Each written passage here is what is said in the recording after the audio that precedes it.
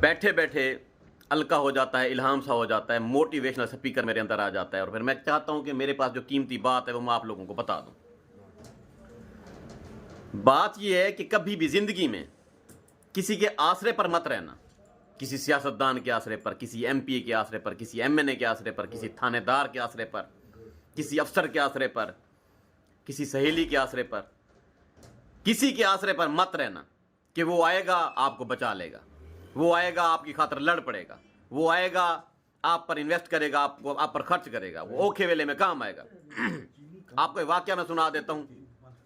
एक मरतबा ऐसा हुआ कि गीदड़ों को शौक हो गया कि खरबूजे खाने हैं, तो बहुत सारे गीदड़ इकट्ठे हो गए। वो जो गीदड़ों का बादशाह था उसके पास गए कि गीदड़ खाने का, वो खरबूजे खाने का मूड है जी, तो क्या प्रोग्राम है जी, साथ वाला जो खेत है वहाँ पर चलें, वहाँ पर तहफ़्फ़ुज़ात ये हैं जी, वहाँ पर जो बंदा है ना जिसके खरबूजे हैं उसने शिकारी कुत्ते रखे हुए हैं, खूनखार कुत्ते हैं, वो छोड़ देता है। तो वो जो लीडर था ना गीदड़ों का, उसने कहा जी वाह एक गल है, मेरे को सरकारी चिपटा है सरकारी चिपटा है मेरे को है नहीं, चलो चल के असी जनाब खाने आओ थे खरबूजे, एक गल है सरकारी चिपटा है मेरे को।